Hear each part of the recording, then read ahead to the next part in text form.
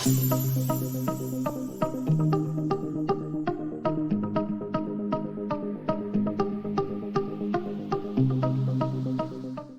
right. So today, like I said, like always, I like to keep these kind of short but straight to the point, because getting off work, you don't want to be sitting in a whole class. But I want to make sure y'all know as much as y'all can, because our goal with Fed Legacy is to make sure you retire on time and with confidence, right?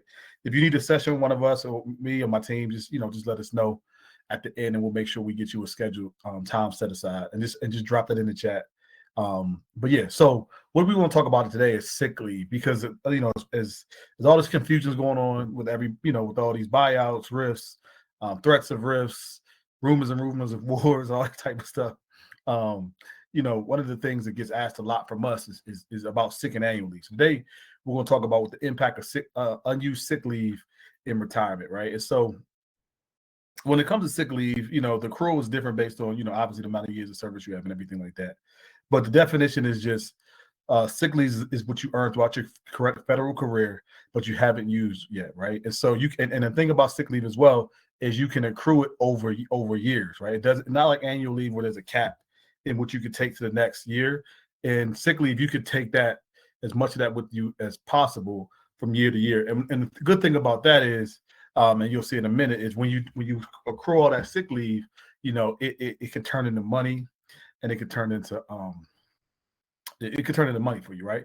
One of the things that it cannot do is it cannot allow you to retire early if you don't have the years of service, right? So let's just say, we talked about this last week, but let's just say you're 60 and you have 4 years of service. Just using an extreme example. Let's say you have 4 years of service.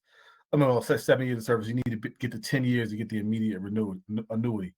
You can't have a year of sick leave and then all of a sudden add 10 years of service and then allow you to get the immediate annuity. Or if you're, a lot of the RIF conversation is around people that are at 50 years of service, 50 years old, and you might have 17 years of service, and you're trying to get that immediate annuity. The sick leave cannot push you to that next level.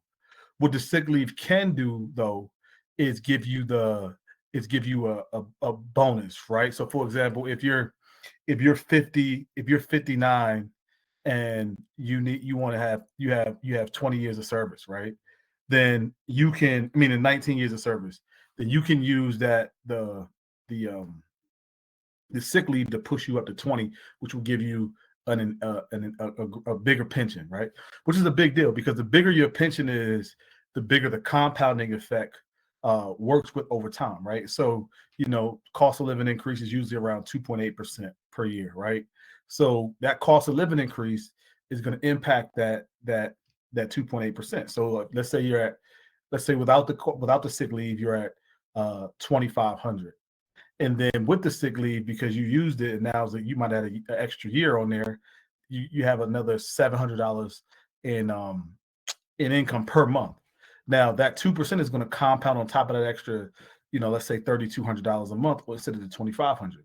That makes a big difference over time. You're talking thousands and thousands and thousands of dollars that sick leave is going to give you over the life of your retirement, because you're talking about every month you're receiving that, and then every year you're getting that increase, right? And so, one of the things that people always ask is like, Mrs. Smith, should I continue to use my sick leave, or should I, what should I do in my last couple of months? One of the things you want to do is you want to look at the annual leave as more so something that you use going down the stretch. If you don't want to go back into the office, let's say, like, people retire at the end of the year, and they're like, I don't want to go in December, right? It's best to use your annual leave for that over your sick leave. Now, your annual leave is going to cut back on that lump sum check, but at least that unused sick leave enhance your pension, which ends up benefiting you for years and years, right? And so how that calculation works is they take the regular 401k pension, not 401k, the regular FERS pension, is high 3, plus the amount of credible years of service you have, plus, the multiplier they use, whether it's 1 or 1.1, depending on how old you are, or your age and years of service. And then plus they add on that unused years of service, right? So if you have 1,000 hours, they add that into however many days that is, they add that into your pension, which gives you a longer federal government credible service hours, right? And so we're going to get some examples of this, right? But I want to first talk about the difference between unused sick leave and unused annual leave. Unused annual leave is paid out to you on a lump sum. And so a lot of people that are retiring, that's one of the things that they run to when it comes to, that gap between getting your first retirement check, your first pension check, and your actual full pension check is the sick leave. Because, as many have probably known and have talked to people who've retired in the last couple of years, the OPM turnaround time on getting you your full retirement paperwork process and you getting your first check can be quite a while. I mean, I've seen people wait 8 months. I've seen people work, 7 months. It's just, as little as 4, 3, but it's never really a month, right? It takes time for them to get that stuff processed. But what they will do is they will pay you out a lump sum based on your salary, right? And so on the unused annual leave. So that typically is what people use to fund that gap, right? And so that's how annual leave works, right? But sick leave can be converted into service, can be converted to increase your pension.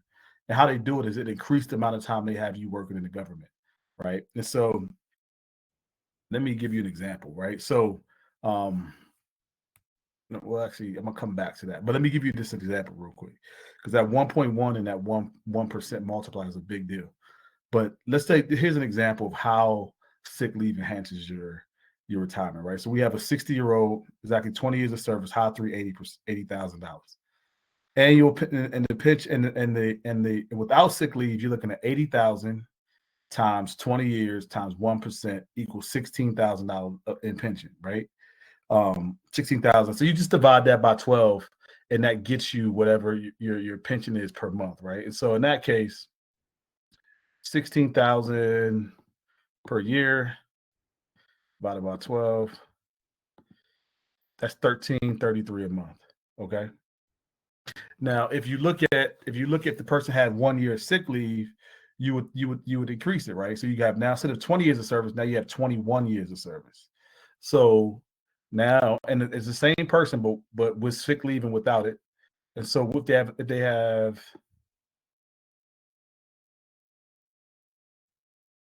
1 year sick leave, you're looking at, let me do that calculation again. You're looking at 80,000 times 21 years times 1% divided by 12. You're looking at $1,400 a month, right? And so that's a $700 a month increase, $800 a month increase for the rest of their, life. That's a big deal, right? And so, well, sorry, not that. It's $70 a month in that example, increase per for the rest of their life, plus the compounded on top of that every year when they get their cost of living increases, right? Which adds up to a lot of money over time, right? Especially if it's sick leave you weren't going to use anyway, right? And so it's great to stockpile sick leave because it can make a big difference, especially if your salary is a lot higher and your year of service is a lot higher. The bigger the number, the bigger the difference. Another example is when you're meeting your 20-year threshold for especially for the multiplier, right? And so if you're 62 and you have 19 years of service, then you have to work another year to get the 1.1% multiplier, right? And the 1.1 multiplier is what you earn when you have 62 years of service. I mean, you're 62 years old and have 20 years of service, right? And so in this example, the numbers are a lot bigger because, again, we use the 80,000 and we use the 90. Well, this one, the $90,000 high three salary plus 19 years of service times 1% because the person is 62 and 19 years of service, right? And so that's 17,100.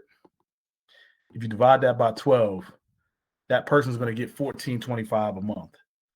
But because when they have 62 years and 20 years of service, that multiply goes to 1.1%. So in that case, same number now is 19,800 divided by 12.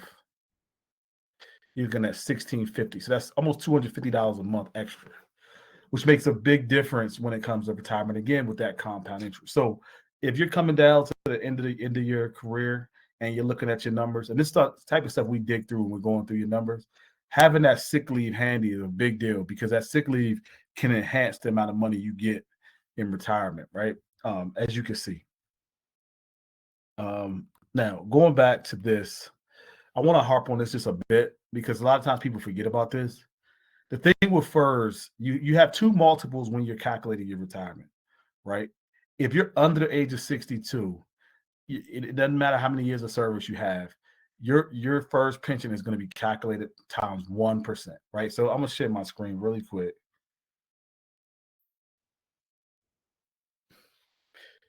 just so y'all can see.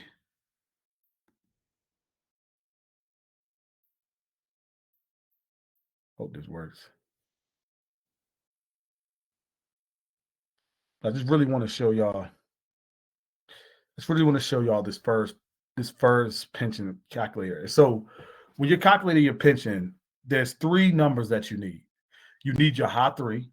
So let's just say, for example, your high three is 130,000. You can all figure out what your high three is by just looking at your last three increases and kind of and just getting a rough estimate based on dividing them by three, right? So let's say your high three is 130,000. Now it's not that clean. And I say, for example, because they base it on how many days you had that salary. So it's not just you have the salary and that makes it your high three. It's how many days you had that salary.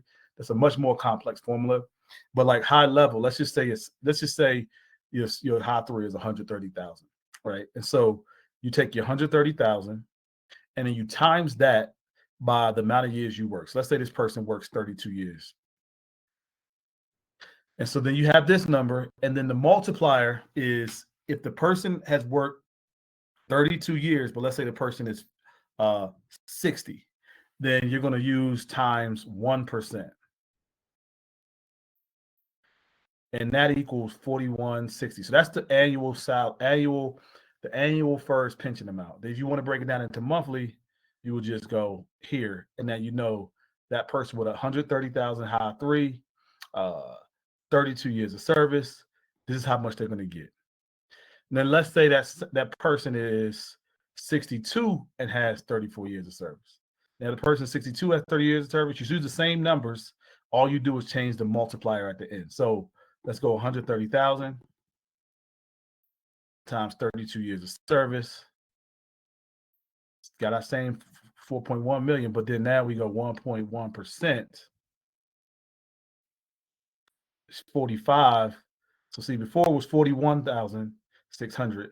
Now it's 45,700. So that it makes a big difference just on that one point. The bigger the numbers, like we were looking at $70,000, $80,000 salaries, it wasn't that huge of a difference. But with the bigger the salary, and the larger the amount of years of service, the bigger the swing. So now we look at this divided by 12,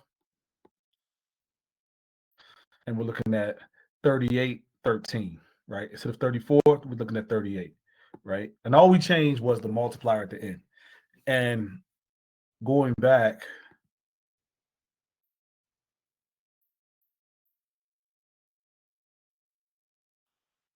all right, one second, bring up the file again. So